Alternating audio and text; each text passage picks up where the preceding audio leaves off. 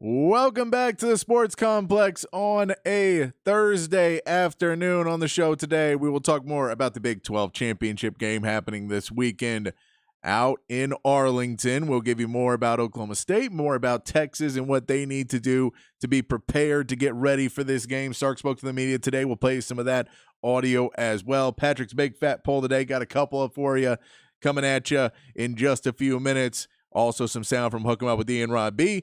Texas basketball returns to action tonight against Texas State. We'll get you ready for that game. A big game for Dallas as they start 5 games against teams above 500.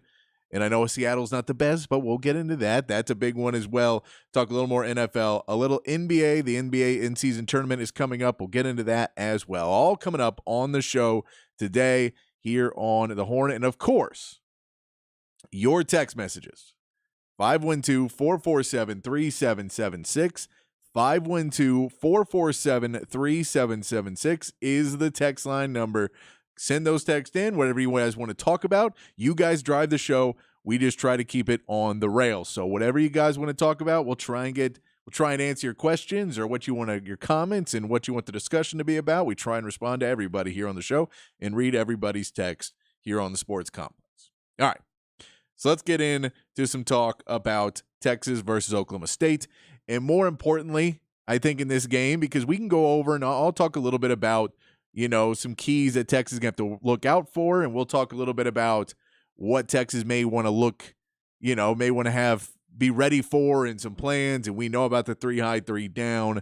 We know Ollie Gordon's a really good running back, but there's some other things too. So there's some stuff Texas needs to look at. But in the reality, Texas is going into in this game on Saturday. They're feeling good after a 57-7 win over Texas Tech. They played well in Ames, Iowa, winning the game in Ames, Iowa without really much struggle. It wasn't a blowout, but it wasn't a big struggle game. So that's something that you can rest your hat on. But Texas, you don't want to get too full of yourself and celebrate and pat yourself on the back that Devondre Sweat wins Defensive Player of the Year and Byron Murphy's Defensive Lineman of the Year. And, you get all these first-team players and, you may be able to pat yourself a little bit more on the back and start looking forward and worry about those night games and worry about was Florida State versus Louisville, what's going to happen in that game? Is Alabama, Georgia, what's going to happen in that game? And what's going to happen? Can Iowa pull off the biggest upset in Big Ten history? And I know it's not really, but it would be a huge upset. So if you look at those and you know what Texas is going to be looking around, they're going to be watching the game on Friday night and seeing what's happening with Oregon and Washington. Can you stay focused to not only perform at a level good enough to beat Oklahoma State, because we all know beating Oklahoma State is not good enough anymore. You're not close enough to that top 4 that just a win gets you into that top 4. You have to win with conviction. Now, I don't think you have to do the 2005 the 2005 Big 12 championship. I was looking back at that one, and I was trying to remember if I was right on that one. It's a game that I remember because I remember watching it. I was backstage at the Rolling Stones in Memphis. I was driving a truck for Los Lonely Boys, and they were opening up for the Rolling Stones. And so I remember watching it backstage at the Rolling Stones and not believing and being like, are they different scores in Memphis that we won that game 70-3? That's what you love to see. Texas over Colorado 70-3. You love to see Texas beat Oklahoma State 70-3 and really put little doubt in anybody's mind who the best one-loss team in the country is. So you love to see that. I don't think that's the case. I think we talked yesterday on the show about what's the number you got to get to and what's the number margin of victory that you need to have to win this game. And I think there's a little bit of nuance in that as well, because I think a Texas defense that is able to hold Oklahoma State under 10 is going to show a lot of people that this may be one of the best defenses in college football, if not the best, what they're playing like now. If they're able to do that with the injuries in the secondary, with a questionable Ryan Watts, and, to see if they're able to come out and play at that level there. And then if you're able to put up another 50-point game on the offense, and I'm not saying those both have to happen, but if you are able to put up another 45, 50 points on offense, well, then this is one of the most electric offensive teams, and now they're starting to hit their stride of finding Xavier Worthy and find JT Sanders and find Jordan Whittington and finding Adonai Mitchell. using C.J. Baxter and Jaden Blue and that whole running back room, Keelan Robinson in there. You know, if you can get to a place where Texas is able to show off extreme offense or extreme defense, I think that's another part. Even if you don't get to the number that we're all about saying is with 25-30 is where you like to be to really feel like you had that big win. And I know the number right now is 15.5. So it expands it. If the cover line is 15.5, Vegas says that, then a statement win is well over 16 points. And that's why we're getting to the number about 25-30. But if you say it's 21-56, well, okay. Well, that's a huge win. Or if you and the offense looks dominant. Or if you say it's 3-30, well, that's a 27-point win, and your defense is amazing. So I think there's different ways to get there. And if it's but if you get to a 20-35 win, I don't know if that is going to be something to give you any style points because your defense wasn't great, your offense wasn't great, and you're a good team. You cover, you almost cover the spread, depending on what the spread will be. And, you could say 36, whatever. Make the numbers work. But it's not going to give you that same power of a dominant defense or a dominant offense. That's what was so special about the Texas Tech game is you put up 50-plus points and you held them to under 10. And you really showed in a conference where we're looking at an Oregon where the offense, we know what Bo Nix is doing. We know what that team can do offensively, but can they hold, a Georgia or a Michigan or a Texas or an Alabama or anybody? Are they going to be able to hold Washington? We'll see that on Friday night. So I think that's more the question of can you get a defense that looks elite or an offense that looks elite? But this is on Texas to show up and be prepared for the game. So Texas is going to have to continue to stay in the right frame of mind. Sark was asked about how do you keep the right mentality while you're seeing success that these players, a lot of them have never seen.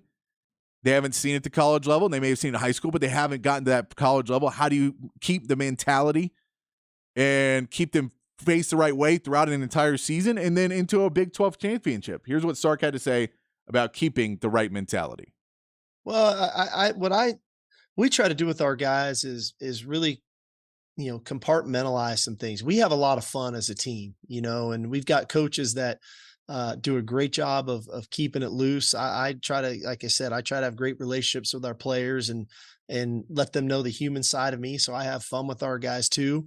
But I also think we train them in training camp how to have the right mental intensity, the right focus in meetings when we're talking football, in walkthroughs when we're going through football, in practice when we're going through football. And then have the ability to step away from it too, and enjoy one another and have fun with one another. I referenced this before, like when we have a night game on Friday nights, we don't meet Friday night. We go to the movies together. And I know that sounds a little kind of maybe old school or corny, and some of the movies are good and some of them aren't very good. I'll be honest with you.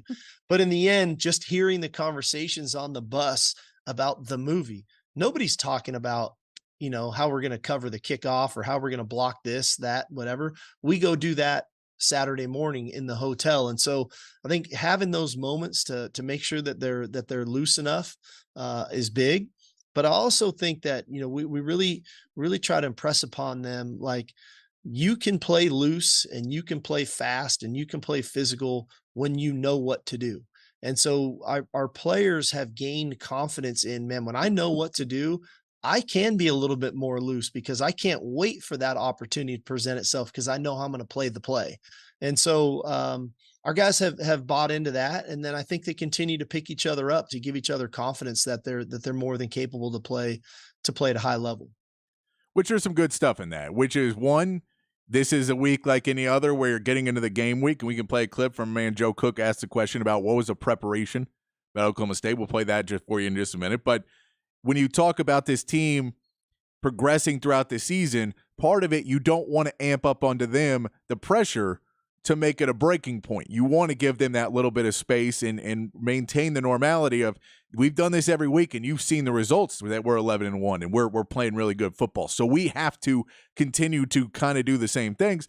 But that's when you ask a coach before one of the biggest games of his career as a head coach, at least, to what are you going to do? how do you keep your team? And he says, well, we'll go to the movies on Friday night. And now he won't, because it'll be a day game, so it'll early game, so they won't be able to do the same way. But kind of that theory of this isn't just a game week for us, and we know the importance of it, but we're going to go into it with the same mindset, and we trust the leadership on our team to do the heavy lifting of letting everybody else know and letting the younger guys know where to be prepared, and learning from the older guys' mistakes, and say, we thought that we were here in this game. We thought we were going to be able to compete, and we didn't come into it with the right attitude. And knowing that this needs to be a 4-quarter game, and this needs to be a statement game, and to have that energy from the beginning to not allow Oklahoma State to even get off the ground and never let them get started. That's the kind of mentality. But Sark's saying our side of it is to keep showing them that we're a family and things are going well and we're having a good time and things are going well. The team is going to be able to pick that up. I thought another interesting thing he mentioned today was he was asked about what was one of the most improved areas of the team. If he could name one thing that is one of the most improved areas of the team, what would it be? And his answer is pretty interesting, but it's also pretty true, and you can see the difference of it. Partially is play calling, and partially is the performance of this side. Here's Sark when he was asked about what was the most improved area of the team as they've gone through the season. To me, an area where the second half of the season we've really improved, our return game has really come to life. I think you've seen Xavier, his punt returning ability the second half of the season. He returns one for a touchdown. He has one call back that might be a questionable call. He's created some explosive returns there. Our kickoff return unit has really taken a step, and we're seeing that with Keelan, with his touchdown return last week. But that's not just because of those guys that are returners. It's what those other players are doing. And a lot of those players on those return units are freshmen. They're sophomores. They're first and second year players. And so their development is using the proper fundamentals, the proper techniques, understanding the schemes, understanding the checks, before the ball snapped, their ability to finish those plays at a high level. To me, that shows me a lot of growth in our team, that we're improving along the way. It's easy to look at, the quarterback, right? Or the running back, those types of things. But to me, if you want to look at how does your team growing, look at our kick coverage unit. You look at our punt protections and things of that nature. Have we improved the second half of the season? Because that's generally a lot of younger players, and that means they're growing and they're improving along the way. So that's a great answer. What's something that is improved throughout the season? Now, partially, this is because Sark is not going for it on fourth down as much and letting the special teams play a bigger role in this Texas team by having the field goals, and Bert Auburn being able to kick those field goals, and Sanborn being able to put teams further back by allowing them to be a part of the game. That's partly his play calling, that he's allowing them more in the second half of the season, and not, kind of giving up on not fully giving up, but realizing that the fourth down, going for it over and over again and playing that super aggressive isn't what this team is this season. And so you have to move on from it.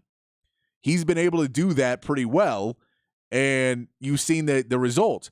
Now you throw into that what it does on the other side when you're not giving them field position, what it does for this defense to then allow punt returns that Xavier Worthy is doing great on. And then you throw in, okay, well, we still going to have a kick return or two in this game, and Keelan Robinson's able to go out and handle that. But the defense is playing better because the special teams is allowing them to have more of a field, so that bend don't break is not starting at the 45, 50-yard line. That bend but don't break defense is starting at the 15 now. And when you say you got to go 85, 90 yards on this Texas team, that's a lot harder goal than all you have to do is get 30 yards and you're in field goal range, and now the entire shift of the defense has to change. All of those things, it really does tell you that Texas is becoming a more full team, because now the special teams is connecting and making it a more cohesive team between the offense to the defense. And that whole we're all helping each other and we're all symbiotic thing that Sark talked about so much at the beginning of the season, because he was going for it on fourth down, he wasn't allowing the special teams to be there. And yes, we can say Baylor, they muffed the punts, and there's been points where the special teams wasn't where it needed to be, but it's another piece of why you believe Texas can compete at a high level in this game. Another interesting thing I just mentioned, Joe Cook asked Sark about the prep for OK State. Because Texas played on a Friday, they could sit and watch games on Saturday, and Sark could watch games. And so, of course, he's watching BYU OK State. He's watching that game. He'll make a joke of a game because, first of all, he's a BYU alum, so he wants to watch that. And then he's also seeing, all right, who are we going to play? And this game matters. So we know he's watching. So the prep for this week is a little different because normally you have your Saturday and you're kind of getting back and you're getting over the game the night before. Your Saturday you're playing, so you're not necessarily watching the other games, and you don't immediately have that turnaround of getting things prepped. Also, when it's OK State, if you're playing K-State or you're playing Oklahoma, which were the two other likely scenarios, you already have a lot of stuff kind of put out on them. And now you have to get more stuff and you have to find newer stuff, what they're doing, but you have a lot of prep because you've already played them once. OK State, you haven't played.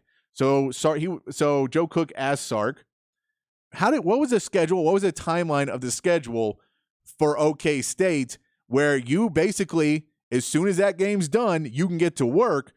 Here's what Sark had to say. First of all, jokingly, that was my alma mater, so I was a little crushed when that fumble did occur, because I was hopeful they could get bowl eligible. I love Kalani. That was a heck of a game in some tough conditions. The second thing I thought was he down? Was it a fumble? And then when it all shook out, it was that. So not to dodge your question. So here we go. It just went right into what a normal game week would look like. I guess we were a little bit fortunate in that we had the extra day from a staff perspective to start that preparation side of it. I think kind of the behind the scenes, you have a decent idea of who you might be playing. And so a lot of the people that do a lot of the front end work for us, we had played Oklahoma already. We had played Kansas State relatively recently. So a lot of kind of the back end work or the front end work of it was we were prepping in case it was Oklahoma State. So when the staff could come in and start that process, things would be ready to go from a cut ups and a breakdown standpoint. And then we just went to work, like we would any other game week, and getting our scouting reports ready, getting our personnels ready of who they are, individual players, and then started a game plan. And our week's kind of gone from that point forward like a normal week. So they've got their game plan going. They're starting to figure it out, but it's an interesting thought of them being able to get into it basically starting Saturday night. You're already starting on this game plan, and you do have a head start now getting prepared for this game, whereas OK State understands they're playing. They know they're playing Texas. If they win, they win. They still have to go, finish up and get, wrap up that game and everything from there. Texas is done with all that and ready to go. They get the extra day that gets them into a normal practice week and gets them a step ahead in this game. I mentioned we were going to talk a little bit. Text line's open as well. See some of you guys on there. We'll get to that in a minute. 512-447-3776. A couple of things that I've been looking at, kind of looking at Oklahoma State and looking at their games that they lost. We talked a little bit about that yesterday, and then a game that they won. And I kind of want to judge Oklahoma State versus Oklahoma. So to look at, this is the best team they played. This is a team that beat us. How did Oklahoma State get that game and get the win against Oklahoma? And one of the things they did, which is something that could affect Texas. So I don't know if Mike Gundy is going to go with this. If Mike Gundy that's what he's really going to push for in this kind of game. But it was something that Texas has struggled with throughout this season. They threw the ball a lot short. They didn't try and blow the roof off of it. They just threw the ball short and picked up first downs. They were able to keep moving the football. They actually threw the ball more than they rushed it in that game, which is not normally what they do with Alan Bowman. Alan Bowman's not a great quarterback. So they ran the ball 38 times with Ollie, but Alan Bowman comes in, throws 28 for 42, gets 334 yards, only averaging 8 yards a pass. So he's throwing and they're getting yards after catch. That's something Texas is going to have to look out for in this game. Also in that OU game, OU turned the ball over 3 times. OSU only had 1 in that game. So that's, you've got to hold on to the ball. That's an easy take. We know that every single week. But something you're going to have to watch out for in this game is those short passes when they start to load up the line for Texas and when they start to try and bring pressure against Alan Bowman. Yet another thing, Oklahoma got 0 sacks on Oklahoma State and on Alan Bowman in that game. You're going to have to get pressure and grit at home, but they threw a lot of short passes to kind of alleviate that pressure. And when Oklahoma brought pressure, they were able to get the ball out pretty quick and get those little short 4 or 5 yard passes and just keep moving the ball forward. And that's something that Oklahoma State did against Oklahoma that they may try and use against Texas. Because we know that, picking Texas is that bend but don't break. But if you throw in a really good running back and you throw in his ability to get 4 yards of carry, get 3-4 yards of carry, and then if you're passing on top of those and not having the incompletions and having 3 or 4 more yards of carry, a pass play, and getting the ball out, not allowing them to disrupt you in the backfield, not allowing time for the pressure to get home, that's something that could be a problem for Texas. The defensive line, especially up the middle, needs to help out in that. Byron Murphy has been great this year about knocking passes down. Where T'Vondre Sweat is getting pressure inside, Byron Murphy has been really, really good about getting those big paws up and knocking the ball down. He's going to need to do that as well, because if you're throwing those short passes and trying to go over the middle and the defensive line is getting pressure in and you're still trying to throw that could be a problem. And if he's moving out of the pocket, you trust Alan Bowman less and less. So that's something that Texas needs to look out for in this game. And the safeties and the communication needs to be on point for that. Sark talked about the safety play, and he was asked about rotating safeties and really how has it affected Texas? How is rotating safeties? And I think they finally kind of found the right plays to get guys in the right rotation to get guys in where they're not getting burned. It also helps to have a healthy D-line, a healthy linebacking core, and I think that the safeties are finally getting the confidence, and the leaders on the field are getting the confidence to have the communication. But here's Sark talking about the safety rotation that's a little unconventional for a lot of teams, but Sark has got it and had success the last few weeks. He's going to need it again this week. From a safety perspective, we do play a lot of safeties, and I think it's been really beneficial for us. I think the rotations that we've been playing with on the defensive side of the ball is one of the reasons why we're able to play so well throughout the stretch of a game. I know we had a little lull in there where we've kind of relaxed some, but when you really watch us, especially at critical moments, our guys look fresh and they play physical. And so the safeties are no different than that. And we do have a good room there. I think Coach Gideon's done a really nice job with those guys of working with the communication aspect of it. Naturally, you're going to have some of those guys that are a little better at communicating than another. It's a skill set that maybe one guy has a little bit better than another.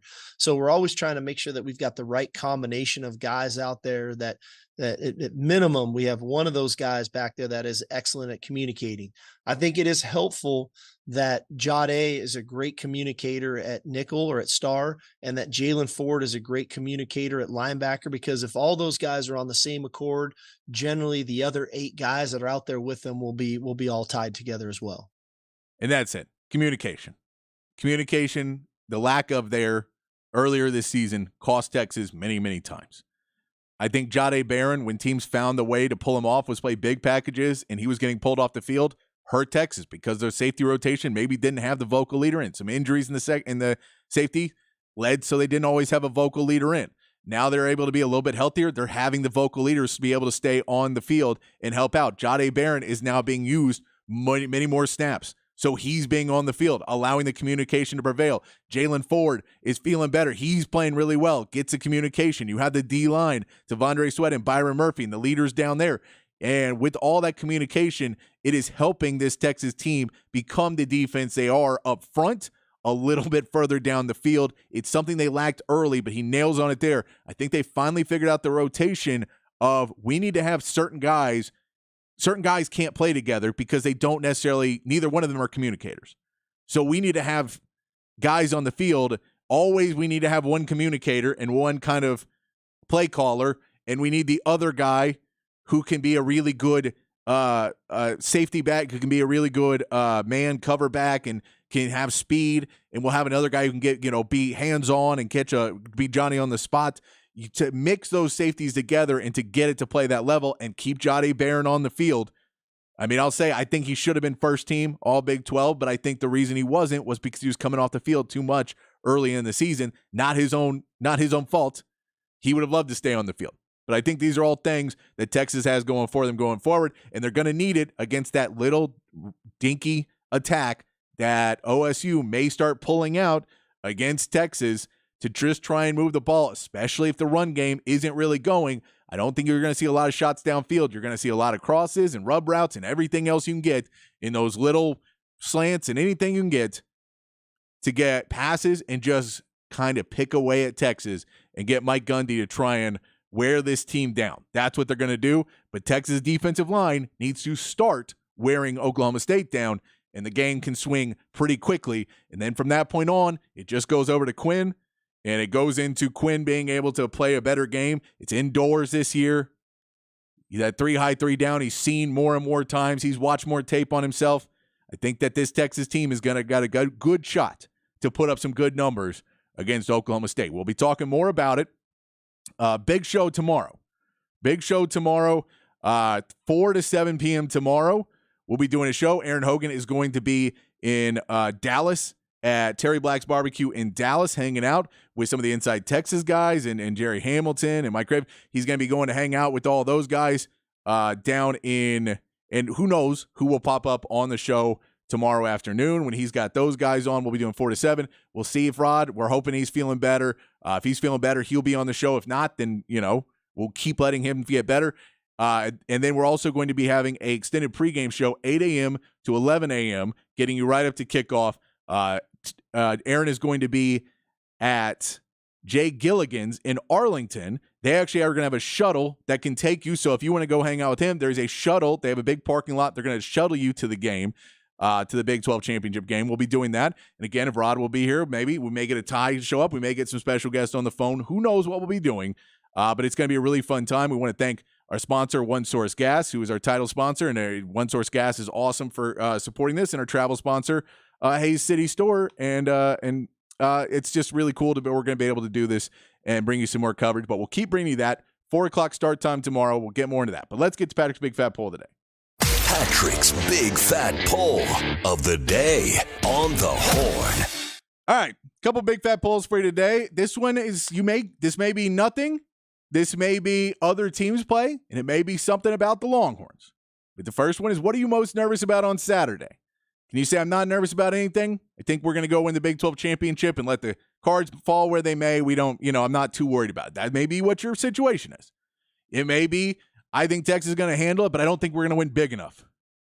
It may be, I think Texas wins big, but it doesn't matter because all the favorites win and there's 4 undefeated teams, and I don't know if we can jump into an undefeated. Maybe that's it. Or maybe it's something of, I don't know if Texas is going to be able, I think Mike Gundy may have Texas' number. I don't know what are you nervous about? Is it the run game? Is Ollie Gordon? Are you worried about Ollie Gordon being able to run over Texas? Are you worried that they're going to be able to slant you to death? Are you worried about this Texas offense and Quinn Ewers being confused by the 3 up, 3 down? Let me know. And I'm not saying that you should be worried about any of those. I'm just saying you could be. And I want to kind of judge. You guys are always my judge about what I need to look more into and what we need to look at, because what are you guys nervous about? What are you guys reading? What are you guys seeing? I always want to ask you guys. 512-447-3776. What are you most nervous about on Saturday? And then I'll also throw in, because we've been playing Jimi Hendrix all week on the show, we'll continue to do that today because it was his birthday, or would have been his birthday on Monday. Who's your favorite guitar player of all time? Just a little fun one for the show. Who's your favorite guitar player of all time? Throw that one in there because I think it's Jimmy, maybe somebody's. I know Stevie's going to be on there a few times. There's a lot of good answers. Maybe, we'll see some age differences of who you guys are picking. But who's your favorite guitar player of all time? What are you nervous about on Saturday? 512-447-3776 is the text line number. Hit us up there. We're going to come back in just a few minutes, and we'll get into some more Texas talk. We'll get into some Hook 'em Up sound and more of your text coming up here on the Sports Complex in the Horn 1019, AM 1260, the Horn app, and hornfm.com.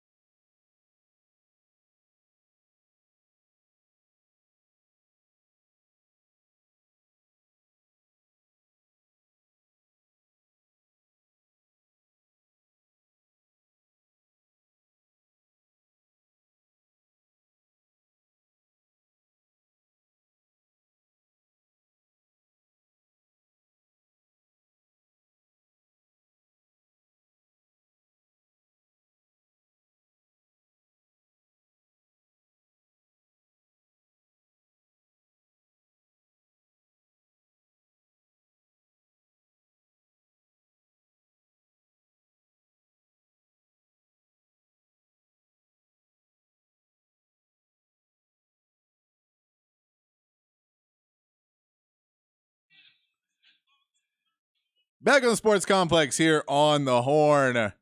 Playing Jimi Hendrix all week long because it was Jimmy's birthday on Monday. We ask you guys, who's your favorite guitar player of all time? You've been listening to Jimmy with me all week long. So who's your favorite guitar player of all time? And it's still on the text line asking you, what are you most nervous about on Saturday? 512-447-3776 is the text line number. Let's get to some of these texts where I'm going to play the sound from Hook 'em Up and Rob B this morning. Rye Guy from New Mexico says, what's up, man? You really need to start earlier. Just kidding. Excited for the new start time next week. Appreciate it. If you have not heard, we are moving to 4 to 6 p.m. starting Monday. We are doing the big show tomorrow with Ian Robbie, depending on Robbie's health. But Aaron Hogan will be in Dallas at Terry Black's and have special guests. That'll be 4 to 7, though. So we'll be doing the 3-hour broadcast tomorrow afternoon. Then starting Monday, December 4th, it will be 4 to 6 p.m. will be the new time for the Sports Complex. Rich Eisen playing for 2 hours before us and 1 hour after us. We're going to sandwich right in there in Rich Eisen.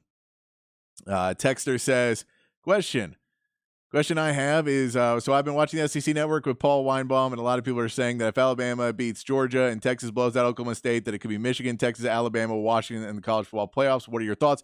Florida State has to lose. I don't think they're going to knock Florida State out undefeated. I just don't think that'll happen. And I don't know if Georgia gets knocked out either.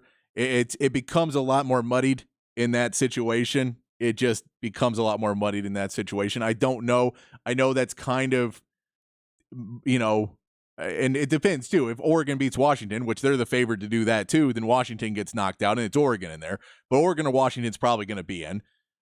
Michigan, I assume they're going to beat Iowa, so they'll be in. And then there is a chance that Alabama beating Georgia could knock them out, and then you have the head-to-head, so you have to make it all. I don't see it happening. It could, but it could. I don't know if that would happen. I think a lot of things would have to happen for that to be the case, and it would make me much more nervous going in, and you still also need Florida State to lose. You need Florida State to lose in that game. And question I have is when Texas wins the Big 12 championship, who's going to give the trophy? Surely not the commissioner with all the trash talking he did for Texas. That would be kind of awkward for him. Of course he's going to give it to him. And he'll say nice things. He knows what he's doing. He's a businessman. He's a salesman. He knows what he's doing. He's going to go out there. He'll say nice things. He'll shake his hand, and he'll walk away and just be like, cool, you're going. We're happy to give it to Texas, and they're representing, and they should be in the college football playoff because we would like one of our teams to be in the college football playoff because it means a better monetary split for everybody, and it means that the Big 12 looks good because the Big 12 doesn't have a lot of national champions, and Texas is one of them. So, if you want to say, I don't think that, I think that, he knows what's best for business. He was in Austin, being hosted by Texas for the Texas game, the Texas Tech game. So he doesn't have, it's not so fractured. He just got caught. Now that there's cameras everywhere, some of these guys are getting caught. This has always happened, by the way. There's always been these things where someone goes to a booster meeting or whatever in whatever town and really hams it up for the home crowd. That happens all the time. He got caught doing that. We know he's not a fan of Texas and Oklahoma State or in Oklahoma leaving. However, he is going to hand it off. He's going to be in the spotlight because Brett Yormark wants to be the guy. So he will be the guy handing it off for sure. This texter says the refs. I'm not as worried about the refs as many other people are, but I understand. I understand the worry. I don't think this game should be close enough. The refs can swing it.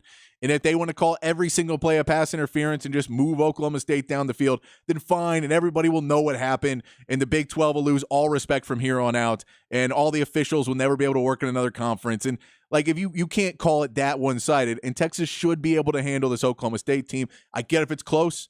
It's a worry. I don't think it's been terrible. They're going to be able to hold. We know that. They're just not going to call holding penalties. But I don't think it hasn't stopped Texas from being 11-1. And the one team that we lost to was also leaving the Big 12. So I think that Texas should be okay. I get the worry, but I think that's pre-excuse making rather than confidence in your team. All right, I want to play this sound from Hook 'em Up with Ian Rob B, talking more about the college football playoffs, and if your question you just asked about if Georgia Georgia could get knocked out, if this is a must win for Georgia, all addressed here, and Hook 'em Up sound from this morning. Georgia plays Alabama Saturday afternoon, 3:00 in the Georgia Dome there in Atlanta, and you had a pretty compelling Nick Saban stat on that. Yeah, I don't know how this makes me feel, but Nick Saban is 10-1. This is from Peter Burns, ESPN. Nick Saban is 10-1 in SEC championships. Saban has won 16 straight games in Atlanta, and he is also undefeated in Mercedes-Benz Stadium at 7-0. So I don't know how that makes me feel, because I can't decide if I want Alabama to beat Georgia or if I want Georgia just to take care of business, because you think about for Texas, it's the quality of their win, then Alabama becomes that much better. But I know you don't buy into the two SEC teams, but I could totally see the committee bumping somebody out and saying Alabama and Georgia get in, and I understand where they're coming from with that. Well, and I heard that debate quite a bit yesterday. As a matter of fact, we had it yesterday, and my contention is there won't be two teams from any conference this year. I firmly believe that, and my argument would be this: yes, if Alabama beats Georgia, to me it further buoys Texas's case. It does. Point of fact, it's a point. You got to go on the facts at that point. Texas beat Alabama by 10 points in Tuscaloosa. If Alabama then beats Georgia, look, by the way, who are the Georgia heavyweight wins this year? That's what I was actually just looking at, because Georgia's best win is Missouri in Athens this year, right? They beat Tennessee, who was down this year. They beat Florida. I mean, who is Georgia's best win? Ole Miss is their best win. Okay, that number 9, and they won 52-17. But I agree. Like I think, and even I'm just as guilty of it. I just in my head have considered them easily the greatest team in college football, just because they've been pasting people. But this is their play-in game. I mean, to me, you have to consider this a play-in game. And if Georgia doesn't win it, they're out. I mean, that would be. And here's why. They wouldn't be a conference champion, Nick. The conference championship data point and that 12th win is going to be a huge factor, in my opinion, because Texas has a chance to be a conference champion in a 12-win season. Oregon has a chance, even if they have a loss, that they were a conference champion in the Pac-12, which was a very good conference this year. Texas Big 12 champion. If Georgia's not even a conference champion, I'm not seeing it. Now, if they want to put them in over Florida State and include Texas and Alabama, because Alabama's the SEC champion at that point. They're in. I don't know where they seed them all, but they're in. Texas is in as the Big 12 champ if they win. Oregon or Washington are in as the Pac-12 champ, and then you can decide. If you want to go ahead and not put the ACC champion in. I mean, Michigan's in too, obviously. So I think the conference championship and the 12th win would be a big data point in that conversation for the committee. And I look at it's not a situation the committee wants. I mean, it's going to be a mess because the Georgia fans are going to be howling. We won 29 straight games. We're 29 of our last 30 games. We're not in. We're not one of the 4 best teams, but you're not even a conference champion, and you didn't win your biggest game. You've got to, because Alabama's win would avenge their loss, because to lose to Texas, doesn't look like that bad of a loss right now, right? Texas is number 6 or 7 in the country, and so they beat you, but you then turn around and beat Georgia. So that puts you in. That drops Georgia out. Georgia's got to win this game. I don't care what happened the last 3 years. I really don't. Yeah. What's happened this year is what's going to count going in. Well, I just so you know, I 100% agree with you and everything you're saying. And my issue with it is you are using logic, and your logic checks out, and it's completely right, in my opinion. And that's what should be done. But this committee has proven week in and week out that logic doesn't matter, that the only thing that matters to them are these big, sexy wins. That's what they want. And that's what Georgia's done most of the year. Granted, they slipped a little against Georgia Tech, and maybe Missouri, but they've pasted people, and so did Oregon, and they fall in love with these teams. And Texas, we have this reputation as a team that's squeaking by, right? Like, instead of the rhetoric being Texas lost their incredible running back, Jonathan Brooks, and they won 2 games with the backup quarterback who'd never really even played in a game. Instead of getting credit for that, it was like, well, they squeaked by a higher ranked Kansas State team with a backup quarterback. So it's just, I agree with you 100%, but I have zero faith in this committee, especially when they, paraded Boo Corrigan out there talking about Bo Nix. If the fact that is in his head, that completion percentage is in his head, shows me that they're in love with that, and Georgia's done that. So I don't know, man. I hope you're correct. I just think this is an outlier of a year. We haven't never had a year where 8 teams have a look on the final weekend. Never. Yeah. And meaning 8 teams have a look, and they have to be considered. So you have to consider every data point all the way down to conference champion, Conference champions need to be in. Because starting I next year you're going to a model that's a 12-team model, but you're guaranteeing the Power Four conference champions are in. And so this year you set that precedent. You can't drop a conference champion out and put in a team that lost their conference championship game. I don't care. Just remove the Hamlets and who they are. Just say that. I agree. Remove that and just use the logic of it. That if you didn't win your conference championship this year, you're not going to be qualified.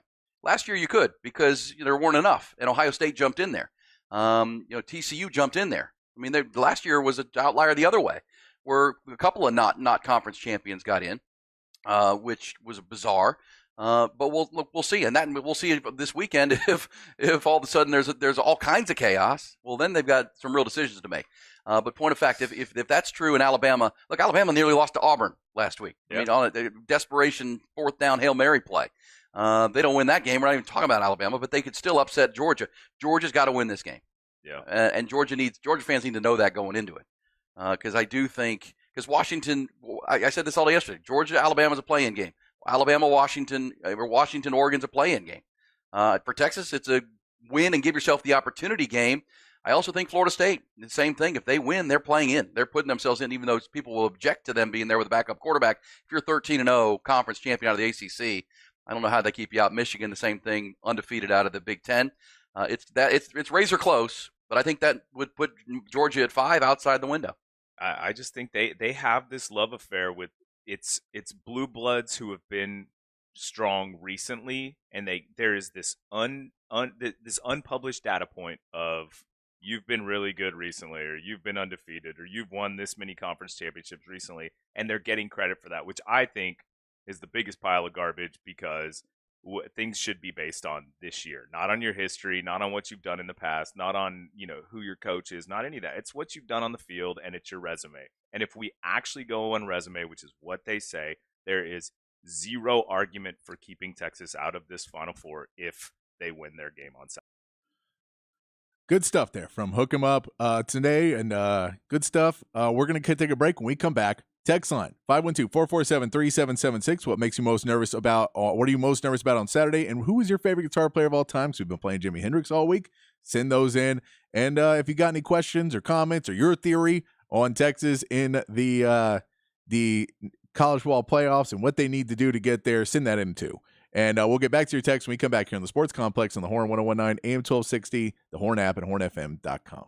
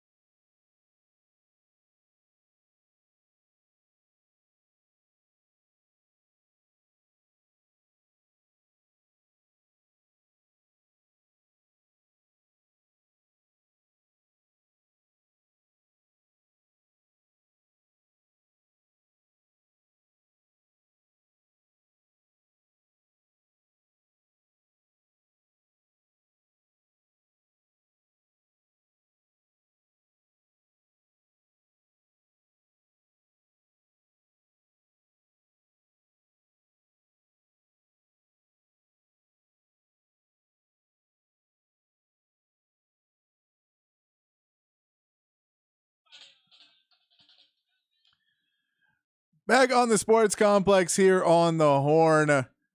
Playing some Jimi Hendrix for you all week long. We're running a little late, so we're going to take a couple texts, and then we will get to the break, and we'll start reading texts here in the 6 o'clock. Also in the 6 o'clock, we'll talk some NFL. Cowboys play tonight. We'll also have some Texas State talk as Texas takes on their next opponent in basketball. We'll get to all of that here on the Sports Complex. All coming up.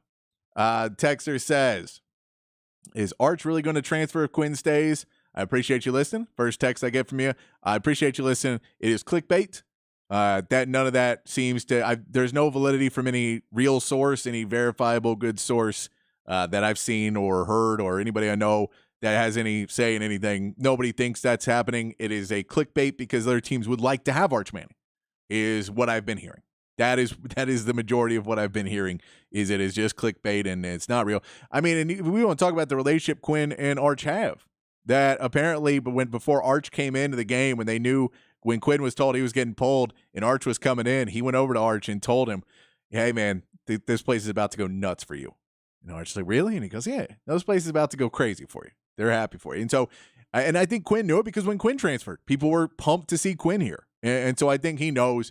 Quinn kind of went through that thing too, so he's a good mentor in getting over that part, and I think there's a lot of good stuff that can come out of it if Quinn does stay, and we won't know until January is when we'll know most likely.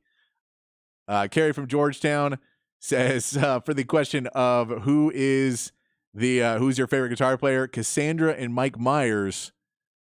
That is from a Wayne's World reference, I believe, a solid Wayne's World reference. The band, do you know this one, Carrie from Georgetown? Do you know the band name from Wayne's World? It is not just Cassandra. It's Cassandra is the woman. Tia Carrera is Cassandra. Crucial Taunt. Crucial Taunt is the band name from Wayne's World.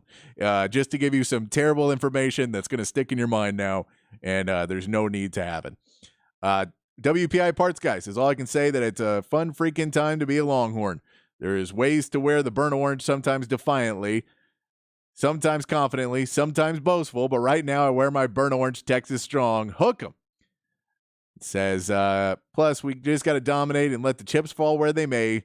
Favorite guitar player, Zakk Wylde. I actually got to see Zakk Wylde playing Jimi Hendrix a year ago, I guess, at Moody Theater. It was very cool, and he walked across everywhere, and he was killing it. But yeah, Zakk Wylde, awesome guitar player. Very awesome. Playing with Pantera now, too. Just checking off all the boxes of a cool guy. I once saw him on a golf cart, and it was very awkward. It was at Ozfest, and he was just riding by on the back of a golf cart. It just looked very out of place to see the guy, huge beard, long hair, all the leather, just sitting just hugely on the back of a golf cart. All right, we got to take a break. We get to the top of the hour. We'll come back. We'll get into more of your text. 512-447-3776. What are you most nervous about on Saturday? Who's your favorite guitar player of all time is what we're asking you. We'll get into some Texas basketball talk, some Cowboys talk, and whatever else we get into here on the Sports Complex in the Horn 1019, AM 1260, the Horn app, and hornfm.com.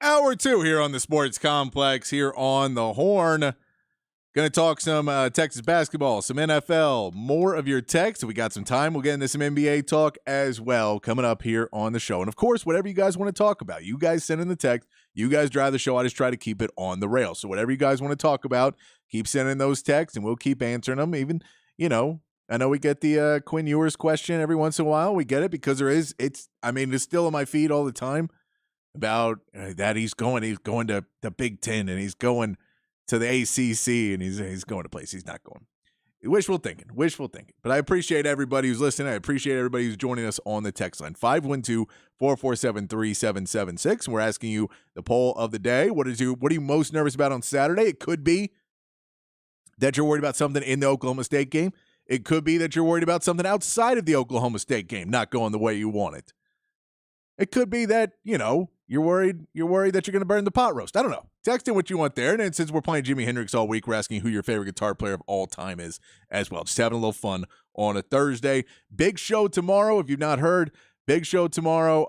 Aaron Hogan will be joining. He'll have a special guest. He will be in Dallas at Terry Black's Barbecue. If you're going into town early to get to the game, you can go check out Aaron Hogan from 4 to 7 p.m. He'll be joining me here on the Sports Complex, having a good show, talking Big 12 championship game, Texas, and what it means, and college football playoffs. We'll be talking about all that tomorrow, 4 to 7 p.m.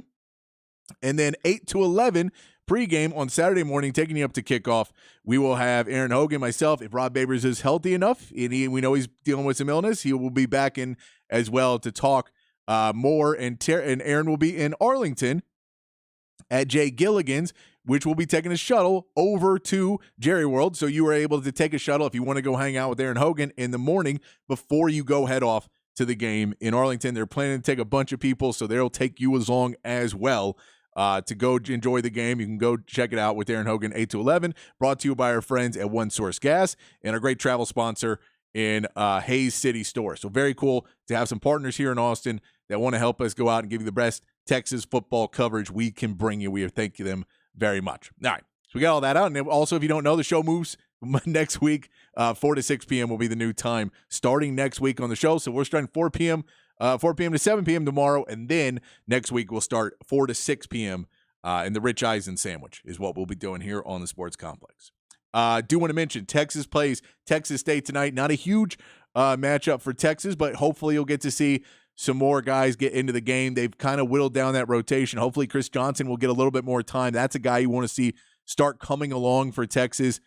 Him along with Shedrick and Max Asmus are some of the new additions that you hope to take up some space. And really with Chris Johnson, it's can he step up in his freshman season and be an impact player and really take that to the next level. It's going to take him a little bit of time to get used to the speed of the game, but every time he can get into a game, it helps get him a little bit closer to being maybe playing a couple more minutes. We also know that the way that Kendall plays, that he may get into foul trouble in some of these games, and you'll need another guard to come in and play some minutes and spell your guys. So Chris Johnson needs to be ready to go. So hopefully we're going to see him. Texas is a 19.5-point favorite, so it shouldn't be that close of a game. Hopefully Texas handles them. We can mention they do have some height in guards. They're not an overall big, huge team. They do have a couple 6'9" guys, so they're not a tiny team, and they do have some height in the guards. A lot of their guys are around 6'4" to 6'9", like 6'6", 6'7". You get some guys around in that area. So Texas does have some, the guards are going to have to go out there and play big and use some body around there. We can note that one of the guys you're going to look out for Texas State is Brandon Love, 6'9", junior forward. He's averaging 11 points and 7 rebounds. That's someone to check out in this game and see what he can do playing defensively against Caden Shedrick if he continues his great run that he's having for Texas. And Jordan Mason played his first game of the season this year. He was only averaging 6.5 points last year, came into the game against UT Arlington and put up 21 points off the bench. So we'll see whether he gets in the starting lineup, if he plays more minutes, what he looks like this season.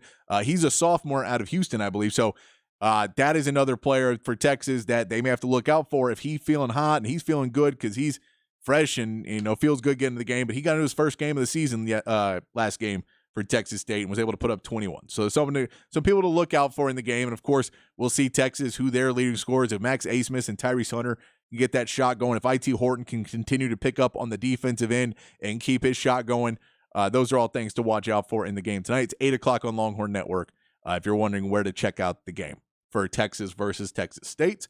Let's get back to the text line, and then we'll get into some Cowboys talk. How about that? Back on the text line, Texter says, for the question of favorite guitar player, Jimmy and SRV, they're equal in your opinion, and also no injuries, please. So the only worry is, it's just always the worry, which is no injuries. Let's be healthy. Let's get through this game, and let's play well. And partially what can help is if you're not playing your guys in the fourth quarter because you're up by 45 points, that would be a great thing to see.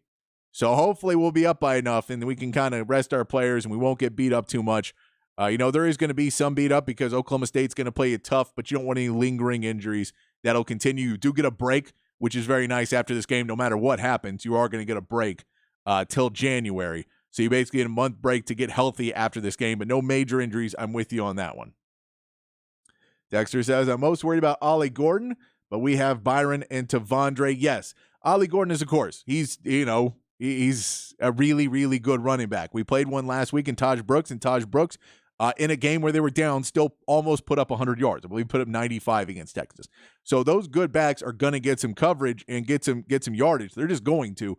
But if you're able to slow them down to that is the only point of attack, and they're just kind of riding him and need him to have 150, and you're able to hold him under 100, Texas should be able to do it, but you need those big guys, and you need to be able to stay on it on the edges as well. Texter says,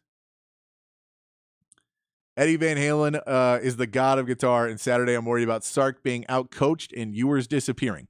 I don't think Ewers is going to disappear as much. We've seen him already go up against a couple 3 eyes, 3 down. I think playing indoors in that Oklahoma State game last year, he kept going to Xavier Worthy with a broken hand. He was throwing into the wind and throwing with the wind.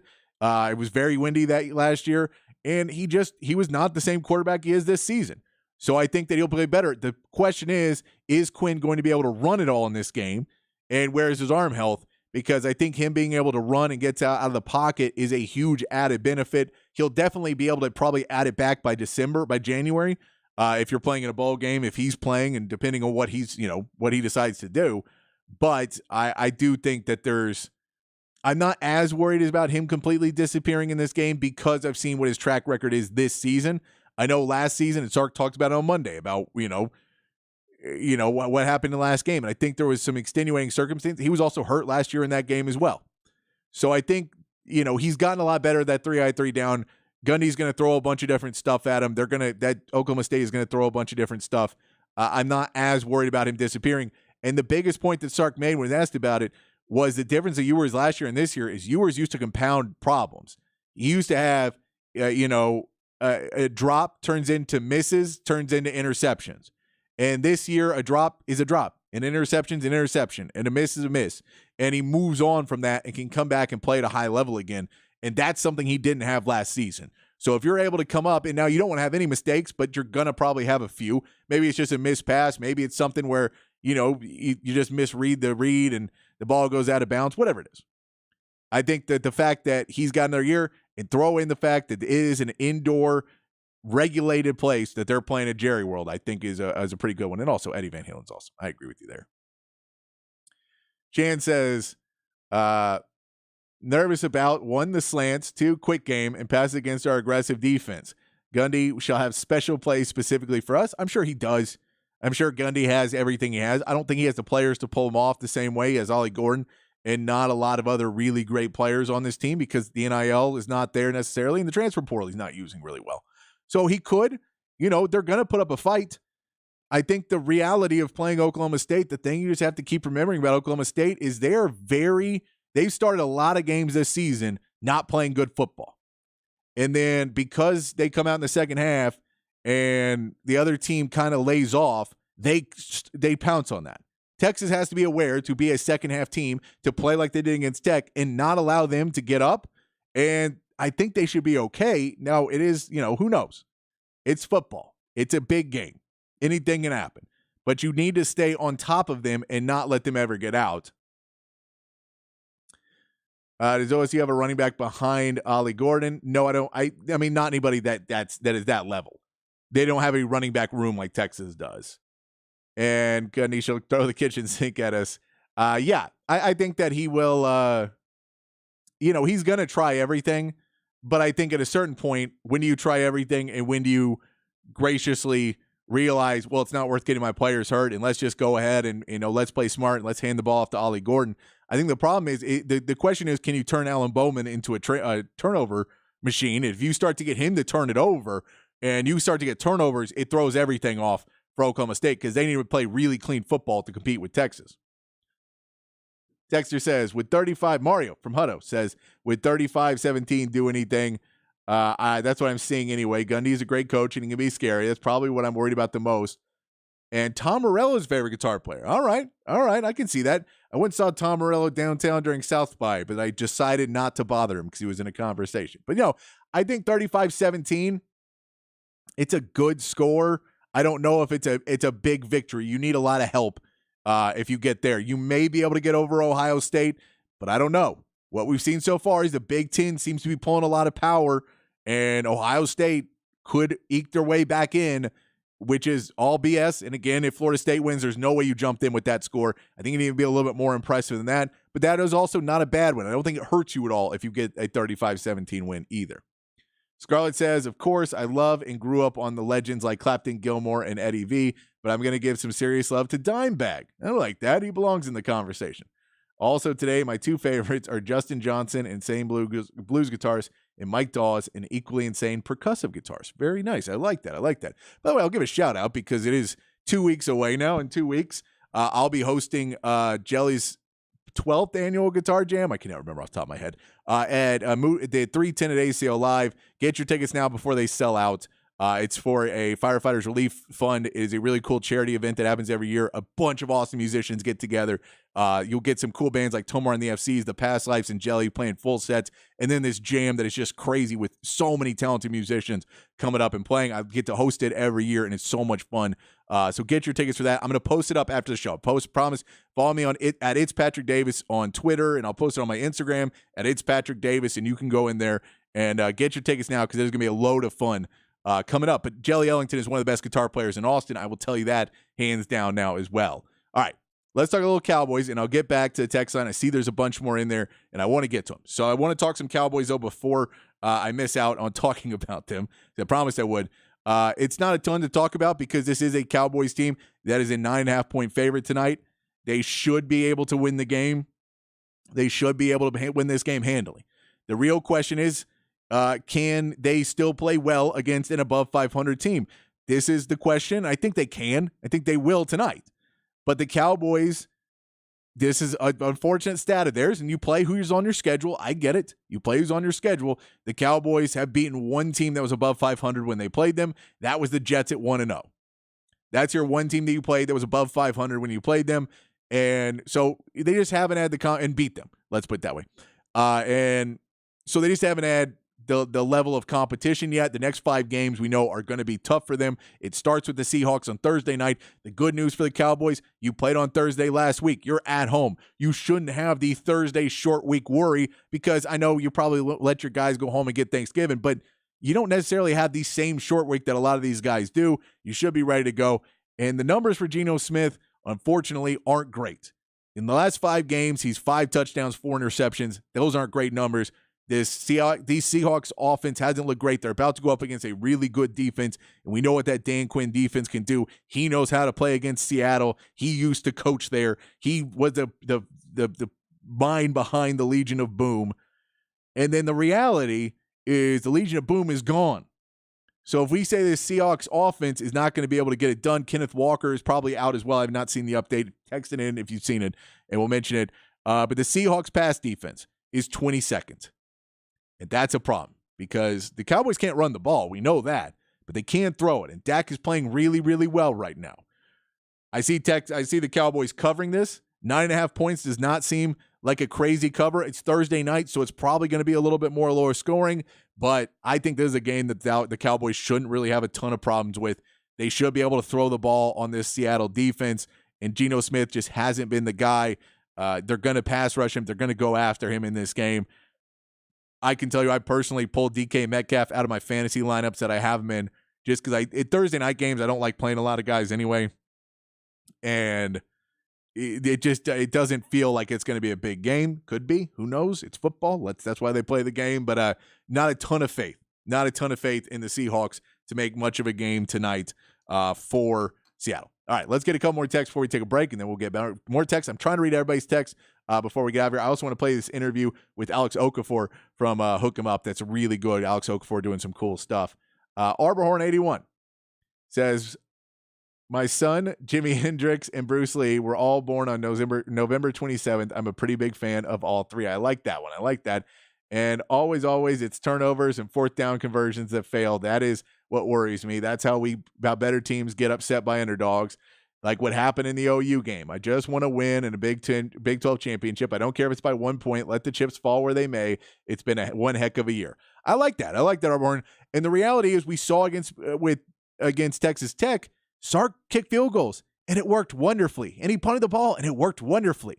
Because the defense then was playing on shorter field or longer fields, and the defense was able to stop Texas Tech from even getting into field goal range, and they had to punt, which meant Texas then got in better field position. They got to play field position instead of trying to make every drive have to count for full, and you need 7 every time. Just kick the field goal. Just kick the field goal. Take the 3, and then play the field position game and get back there on the ball. I think he's starting to learn that may be the way for Texas. So I agree with you there. And turnovers always, but you're going to hope for the best on there.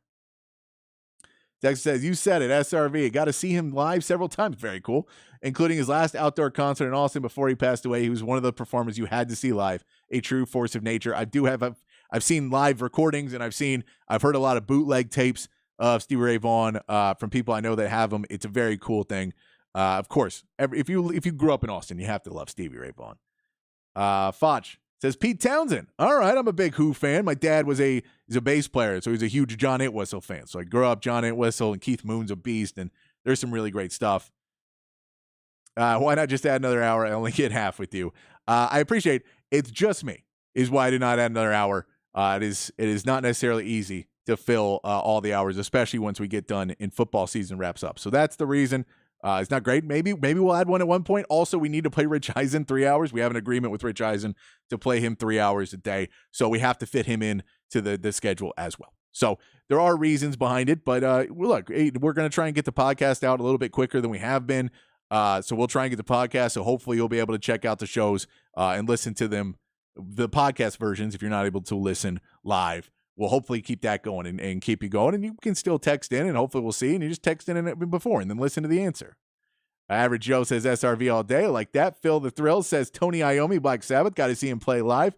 His story is one of the best, with the fingers chopped off and the inventing the tuned down because his fingers got chipped. The tips of his fingers got chipped off or cut off in the factory. Great story. TJ Horn says Horn's bulletin board materials, Sark 11-1, Coach Gundy Gundy Coach of the Year. Good stuff. I like that, TJ Horn. I think they're going into that. I think Jahdae Barron not being first team. I think there's a lot of guys. Quinn Ewers being an honorable mention. I think a lot of guys are going to take offense to that. Adonai Mitchell not being first team, they may take offense to that. So I think there's some. I think for Jay Brooks, the fact that they didn't put Jay Brooks as the offensive player, they didn't have him up there, the best running back. I think those might be some questions where people might say, hey, let's go win one and really stick it. And remember, we had a texter mention this earlier. Who's going to hand out the trophy but Brett Yormark? And I think all of them would love to see him do that. I don't think there's a single Texas player who wouldn't love to see Brett Yormark have to hand a trophy to Sark. I think they'd all love that. So I think we got that one. This texter says, Dimebag, greatest guitar player. Texas playing down to OSU, giving Gundy a puncher's chance is your biggest worry. So Dimebag like that one, and Texas playing down. Yeah, I'm hoping they don't too. It's always a worry. I'm trying to think of this team as a higher level than that, but I'm with you. Lorenzo, my man Lorenzo says, my favorite guitarist hands down would have to be Santana. All right. Grew up working for the Vallejo boys, so I've listened to plenty of Santana. As far as my worries for the game, the way we know Gundy is going to give us his all and be unpredictable, but yet still try to know that this entails, because he never makes our games easy and loves those games with Oklahoma State. Yeah, Gundy really does try and make it hard. It's not always the worst. I think it's much worse when you're at Oklahoma State. It's going to be on a neutral field It's going to be indoors. I think all of that is going to help out Texas a lot. You're not going to have the fans like at Oklahoma State right on your shoulders and getting into your head. That won't be a factor as much. We'll see how many Oklahoma State fans travel. I think there's going to be plenty of them, but I think there'll be more Texas fans because Texas has something that bigger that they're playing for right now. So Oklahoma State fans are going to want to be there, but I think Texas fans will travel well for this game. We'll also like to point out from the soundbite you just played, even if you try to say that Texas has just been squeaking by in some games, well, TCU did the same last year, and they still played for the championship without winning the conference championship. I agree. And now what's weird about this year is that there is 4 undefeated teams right now. That's never happened at this point of the season. It wasn't supposed to happen. It's why you're moving it to 12 teams. But that's kind of throwing a wrench in everything because Texas normally, in a normal season, would be at least 5 right now, if not 4, in a normal season. They would have moved up much more, and there would have been a lot more one-loss teams. And Texas, doing the argument is, are they the best one-loss team? That's a different argument. I think they're better than Oregon. I think they're better than Ohio State, but I'm a homer. So what are you going to say? All right, let's take a break. When we come back, we're going to play some sound. We're going to hook them up with Ian Rob B. We're going to get to finish up these texts all in the Sports Complex. The Horn, 1019 AM 1260, the Horn app at hornfm.com.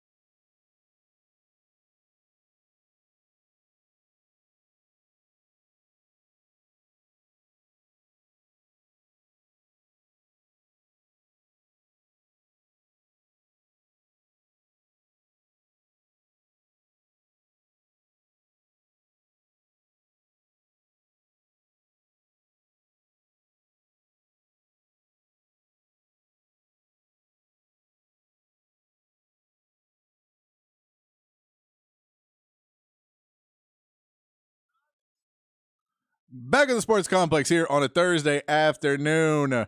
Playing Jimmy. Last Jimmy song of the week. You know, we're going to play a 512 Friday tomorrow. Big show, 4 to 7 tomorrow. Talking with Aaron Hogan and some special guests and talking a lot of Texas football all show tomorrow. So we hope you join us to get ready for that Big 12 championship tomorrow. Be a good show. Back on the text line, 512-447-3776. Jello Cat says, given all the injuries in the current QB landscape, can you remember a time where the NFL had so many bad QBs starting at once? I think it partially contributes to the bad primetime games. Yeah, I think there has been the times, and I know you people forget about it because you only remember the good stuff and you don't remember, like, Joe Flacco and Trent Dilfer have won Super Bowls. You know, there's been not great quarterbacks. And I know there's a lot of injuries and you know, QB evaluation and what people want in QBs has changed. I think the game has become a lot more risk-based. And so you want to get a quarterback who can do something so risk-based that a backup, it really sticks out like a sore thumb. I also think there's issues in how they're hiring coaches. That I think there's so many hires of coaches that are just guys who kind of stayed in line. And, you know, you get some guys that are Mike McDaniels and DeMeco Ryans and Bobby Slowicks and Kyle Shanahan's, and you get a lot of other guys that just paid their dues and are now head coaches and offensive coordinators, and they can't do anything. And so they can't help a young quarterback get to the next level because they're just not great coaches. But I do think there has been times where, you know, there isn't as great now. Joe Burrow going down hurts, but there's still Patrick Mahomes. Dak Prescott's playing at a really high level. Lamar Jackson's playing at a really high level right now. There's a lot of guys. If I look at the league, I could tell you a lot more. And like guys like Justin Herbert is a good quarterback. He's just on a bad team. So there's giving guys like that are playing, and they're just the team's not playing well, and they have a coach they should have fired, you know, a year ago. Coach Rodney Rosebud Lott. Someone posted a video today on Facebook of highlights from the first Big 12 championship when James Brown was at quarterback. Their uniforms will look so old to compare to today. I'm as excited as for the Big 12 championship game as I was for that one. It's a great time to be a Longhorn fan. Hook 'em. Thank you, Coach Rodney. I like that. I like that little positivity there. Hard to pick just one of the favorite guitar players. This texter says Albert King, SRV, and Trey Anastasio. All right. I'd go with you on that one. Not a big jam band guy, but I respect it. In the crazy scenario where Georgia, Michigan, Washington, Florida State all lose, then who's in? I mean, Texas is in. Alabama would be in. And one of the Big Ten teams would still be in, whether it's Michigan or Ohio State. Most likely Ohio State because they would, you know, find a way to make it Ohio State. And Oregon. Oregon would definitely be in. So that would be my guess is who would be in there. Georgia may still be in there then, and it may not be a Big Ten. I think the conversation would be there, but I think Texas would be able to jump and get in that scenario if everybody lost. But I do not see that happening. And Washington, Oregon kind of is a wash because Oregon gets in if Washington loses. Oklahoma Greg says, I live in Stillwater, and all the talk up here is Gordon will make a case for the Heisman against Texas. He's already getting the Doak Walker, according to the sports guys up here. Interesting confidence. No, he's really good, and I get why they have confidence in him. He's playing really well. You know, he's a good running back. But we saw Taj Brooks was a really good running back. And, you know, he had a good game against Texas against a really good run defense. It's just a really good run defense. So we'll see how much Gundy tries to scheme him and how much he just tries to plow through. But Ollie Gordon's a good running back. He's going to get close to 100 yards, if not 100 yards on Texas. He's going to go after it. But also, if Texas continue to score, at what point do you have to start throwing the football, or you just keep running? Do you just keep running? And that's kind of what Texas Tech did all season. It wasn't, and they fell down too far in that game. And for Oklahoma State, they've been doing that and continuing to run the ball. But what's the number? How many points can you put up and you continue to play good defense against them that they have to start throwing the ball and it's done? WPI Parts Guy says, was worried about the officiating, but I think we'll be the only game on and they won't screw us too bad. I don't think they'll screw us too bad. I think they know better at this point. And in reality, you know, as much as they don't like Texas, they're just not going to call holding. That's kind of what they've been doing all season. So I don't go with that. Favorite guitar player, the Reverend Willie G. Billy Gibbons from ZZ Top. Billy Gibbons, one of the greats. Actually, Billy Gibbons was quoted as one of Jimi Hendrix's favorite guitar players. So it all ties in. That Jimi Hendrix saw him back probably in the Moving Sidewalk days. Put Jack White on my favorite greatest I've ever seen live, and we all know Creed has the greatest guitar hero of all time. Nate, if you just want to lie on the text line, that's fine. And Patrick, no one wants to hear your Cowboys hate. I thought it was a pretty positive Cowboys segment there. I thought it was pretty positive about the Cowboys that they're going to cover the Seahawks. I'm just giving you facts, but I think they're going to cover. They can't run the football. They haven't played a good team. I think they're going to win by double digits tonight. I'm not. None of these are lies. Just stating facts. CPOW says, and if you can you give us a volleyball score versus A&M? I do not have that on up on me. I can probably try and do it at the end of the show. I'll see if I can look it up. And teams have blitzed Texas often on third down. Got to be ready. Yes, you do. Yes, you do. Brandon R says, I won't be able to listen to the show for a little while once it switched over to 4-6, but I'm going to go out with the win tonight. Say the Cowboys win 31-21. Like that. Thank you, Dan. Thank you. Make my nights much more enjoyable on the ride home from work. I appreciate that. SRV, again, SRV, and Clapton said it. And is CJ healthy now? Are we talking CJ Baxter or are we talking CJ Stroud? Which one are we talking? CJ Baxter, I believe, is healthy. I think he's okay to play. I've not heard him listed on any report that he would not be playing in this game. So I think he'll be playing. I want to play his interview with Alex Okafor right now. He was on Hook 'em Up with Ian Rob B the other day. It's a really good interview with a former lifetime Longhorn. Hey, let's go to the Vaqueros hotline and bring on a very busy guy, but one of the lifetime Longhorns doing great work all through Austin, Texas. Great work in our community. He is a lifetime Longhorn and Super Bowl champion with the Kansas City Chiefs. Our friend Alex Okafor. Alex, how are you, man? Hey, what's going on, fellas? I appreciate y'all having me. Appreciate you.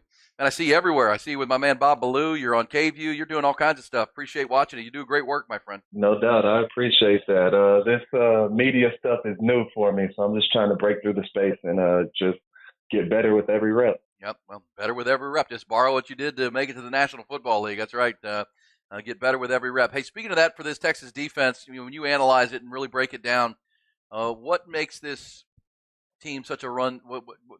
We know Sweat and Murphy in the middle, but when you watch them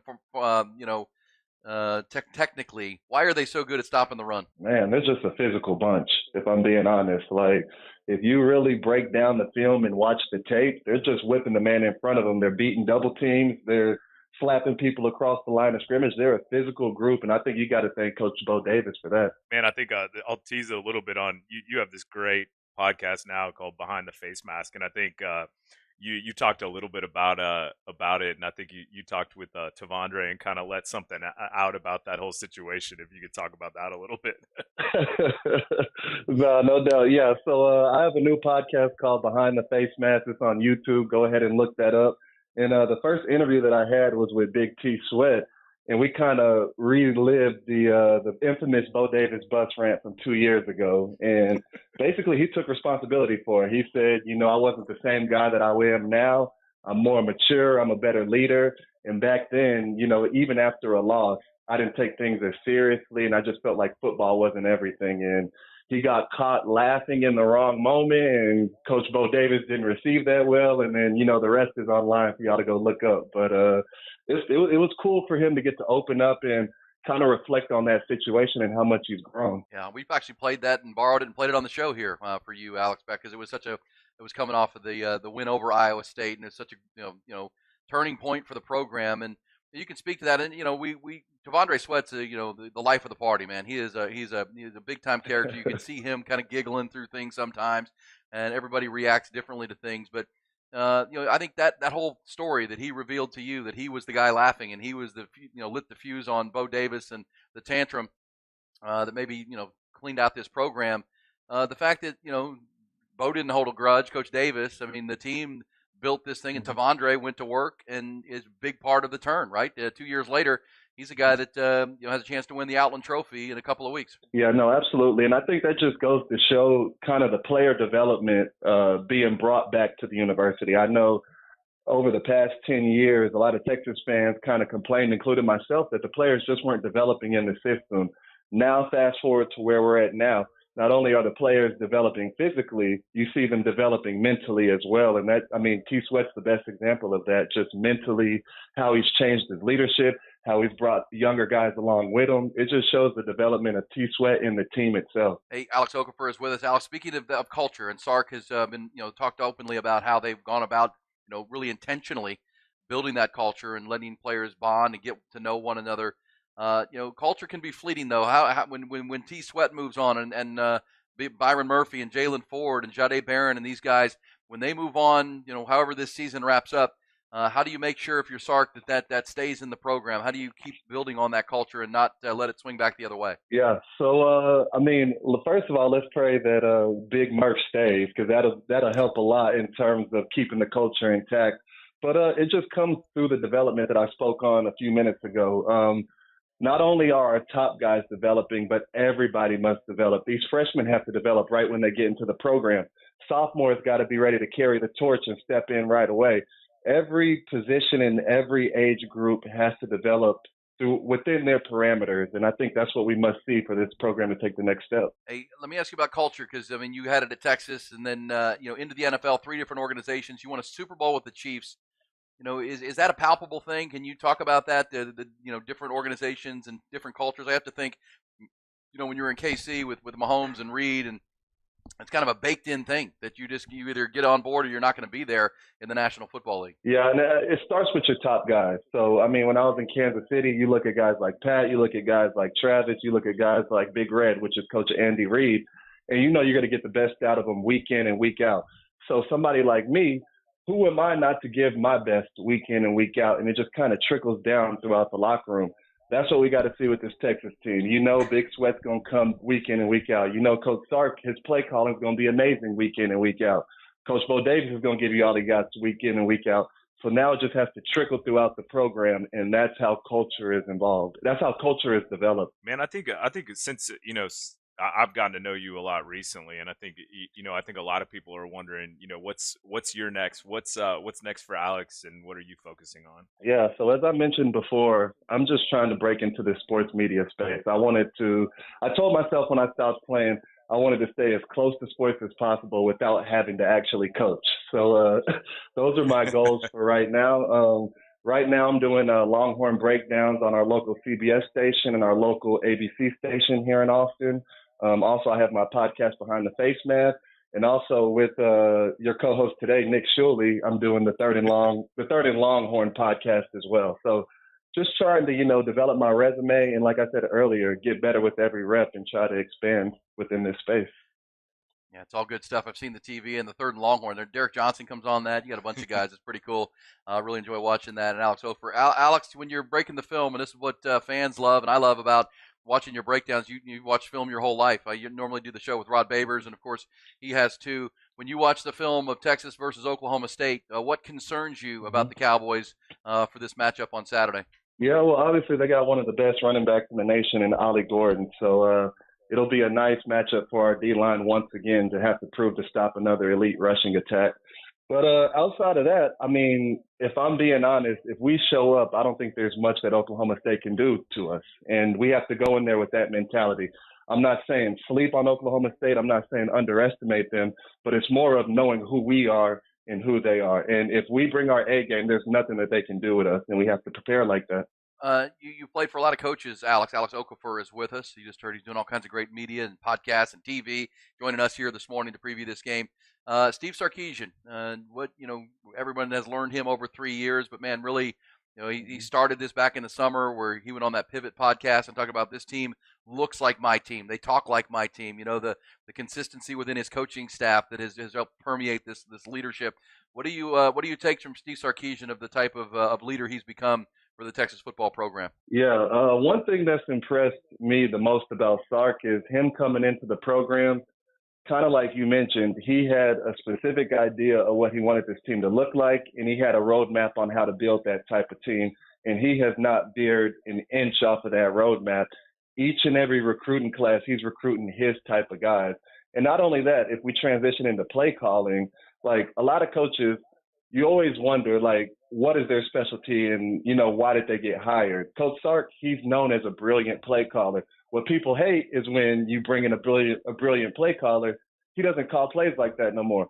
One thing about Sark is he's brought that play calling with him, and it's gotten better each and every year, and you love to see that. Hey, Alex, man, we appreciate it. Tell folks again how they can find all the things you're doing, the podcast, the TV. You're on there with KVU on ABC, and, of course, Bob Ballou on CBS, breaking it down, and then the podcast. Give them one more run of how they can find you. Yeah, absolutely. So my Behind the Face Mask podcast, you can find that on YouTube. Just type in Behind the Face Mask, and all of the interviews will pop up. You can catch my local CBS Austin breakdown Sunday night at 10 p.m., and you can catch my local ABC Austin breakdowns on Tuesdays at 10 p.m. And last but not least, I do the Third and Longhorn podcast with Nick Shuley, and that drops.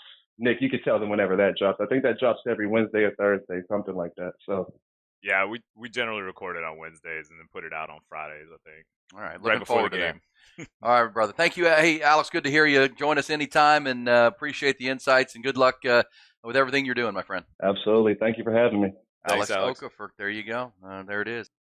Good stuff there from Alex Okafor, a lifetime Longhorn, giving you some info about Oklahoma State, giving you some info about the Texas Longhorns. Good stuff. We got to take a break. When we come back, try and finish up these text messages and wrap up the show here on the Sports Complex on the Horn 1019 AM 1260, the Horn app, and hornfm.com.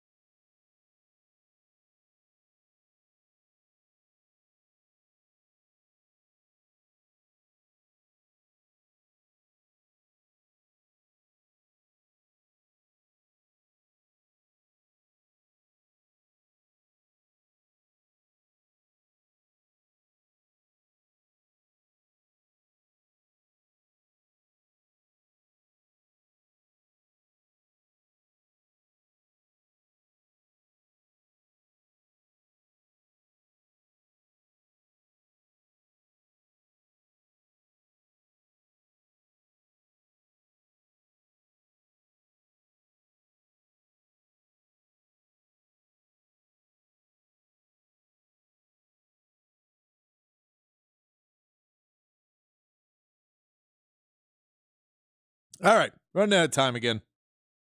Thanks everybody on the text line. A couple we missed. Eric Johnson's another guitar player that's great. Tony Iommi from Black Sabbath. Zach Wild, Randy Rhodes, great.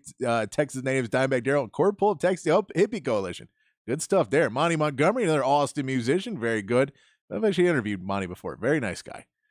Oh man, how can I forget? Add Lightning Hopkins in there as well.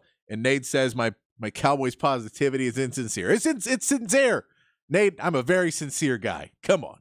Appreciate everybody listening. Big show tomorrow, 4 to 7 p.m. Tune in. Aaron Hogan joining. Special guest out in Dallas at Terry Black's Barbecue. We hope to have you here tomorrow. Until then, be kind, be safe, keep your underwear clean, and we'll see you right back here for more of the Sports Complex, 4 p.m. tomorrow, right here on The Horn.